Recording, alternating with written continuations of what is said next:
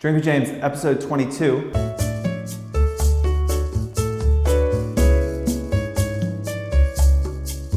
Welcome. So I was feeling a little nostalgic about the number. In 8th grade, I played football. My number was 22. I was 4'8", 71 pounds. It was the first year that this school had a football team. And our first game, we played this school that was 5 times the size of our school. Both in students, but also in this football team, which these people were massive, okay? And we were losing 56-0, if I remember correctly. And I had never played football in my life. It was my first game, and I was sitting on the bench because I was 4'8" and weighed 70 pounds.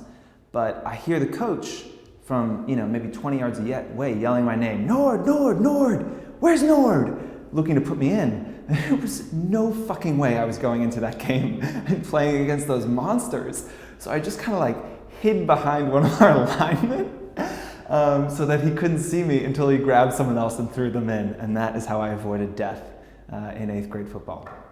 So, moving on to questions. Did you play any more football? I didn't. I promptly quit football. It's a rite of passage as a Southerner, though. I mean, we had, I think, 200 boys in our high school, and I think our football team had, 94 people on it or something. Like, everyone played football. Exciting news is that next week, after this one, we're going to have some guests, one, maybe two guests. So it's not just going to be me, but we're going to be talking to some other people, getting some more viewpoints, and hopefully some more good advice. I know y'all like it when we have other people, so look forward to that. And as always, questions, send them in.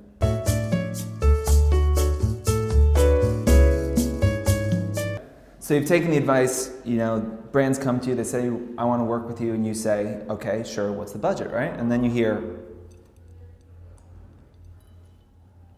nothing. That's silence. You get nothing back, right? What do you do? So don't panic, first of all, okay? First of all, the first thing to do is just after a couple days, just reply to the email and say, hey, just pinging you to put this to the top of your inbox. Let me know your thoughts. If you don't hear back again, they probably don't have a budget, right? And then you have to think, okay, do I want to work and do this for free and try and get this collaboration, or I just want to let it slide? My suggestion would be, if you've asked for a budget and they haven't even bothered responding, that they weren't super interested in working with you anyway, and it's probably not worth your time. So I personally wouldn't respond, but if it's a brand you really love, I would suggest reaching out and saying, hey, there potentially could be another way we could work together. Let's at least just jump on the phone and talk this thing out and see if we can come to an agreement. The goal is always to get them to respond, get them on the phone, get them to want to meet you. So whatever you can do to push them to respond and to agree to one of those things, to a deeper meeting, try that. I mean, it's dead when they say no. I mean, a sale, they say there's no no's in sales, there's only soft yeses. So when they're just I have no interest in working with you, please stop emailing me, that is when it's dead. But the persistence is not a bad thing. I know me personally, sometimes we'll get 5, 10 emails from someone until I finally respond. And I actually appreciate the persistence because we all get busy and you forget to respond to things, and sometimes what it takes is emailing them at the right moment when they have a minute to respond, and they'll just take care of it right then. So try emailing them at different times, early in the morning, later in the afternoon, around lunch, whatever it might be. But you can keep following up until they say, please stop following up. No, the persistence, it never deters me personally. Again, I've done sales, so I know the hustle, I know what they're going through, so I respect that. If I say no and you keep following up, I could potentially get annoyed. If I've taken the time to respond and say, thanks so much, right now, not interested, I'm not interested.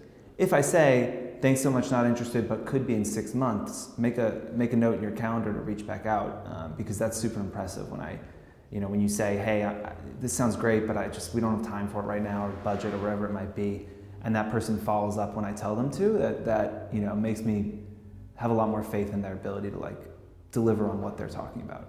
Yeah, I would say keep going till you hear no. Yeah, it's not dead until it's dead.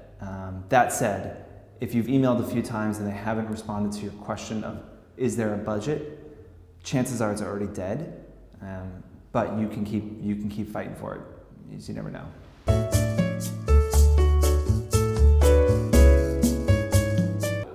This is tough.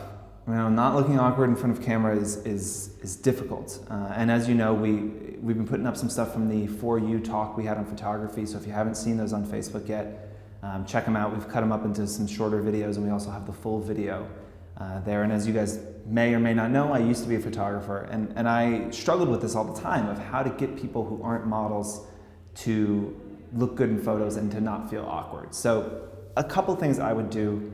One, I would always give someone some booze if they were a little bit shy or awkward. It's embarrassing sometimes to have your picture taken in public. I feel that way. I honestly don't like being in front of the camera, especially on like a public busy street, especially with someone holding a professional camera. It just feels like narcissistic. And it is, right? Inherently it is fairly narcissistic, but it's so like out there and just like, I am having somebody take my photo because I think that like I'm so important that my photo should be taken. Like that feels weird. So if you can't just get over that, which I understand because I've always struggled with it as well, sometimes a little nip of booze can help loosen people up and make it fun. The other thing is like your first 50 photos from any shoot are probably gonna be garbage. Unless you're like a pro and you're good at this and you know your poses and your angles and you know the photographer you're working with. If you're working with somebody new, or if you're shooting somebody, or you're getting shot by somebody you haven't worked with, like make sure you take a good amount of photos that first session, because it takes a while to get to know someone and to trust them. It's a really intimate thing, taking someone's photo, so that takes a while to build that trust and rapport. Another thing I saw someone do, this was actually something I saw celebrities do on the red carpet, which I didn't know they did, is that they look down. When they don't want their photo taken, they look at the ground and then they look up and smile for like 2 or 3 seconds and then they look back down. That way they don't have like awkward photos of them readjusting their smile or like, moving their hair around. They don't get like ugly, gross photos taken of them. So that's something to consider too, is that you don't want to be holding a pose of any type for more than a few seconds. Look up, look down. Make sure your arms and legs are moving. Rock back and forth. Get on your tippy toes, rock back to your heels, move your arms. Another one I like to do when people are really awkward and I have to loosen them up is a lot of movement.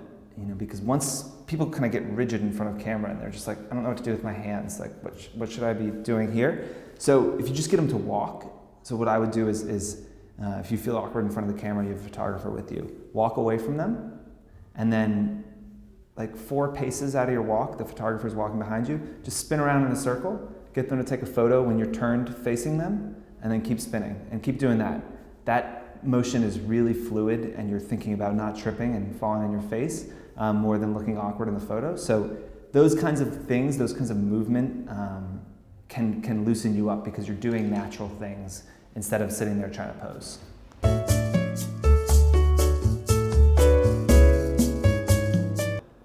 Okay, so what makes great sponsored content? As you might guess, is the same thing that makes great content.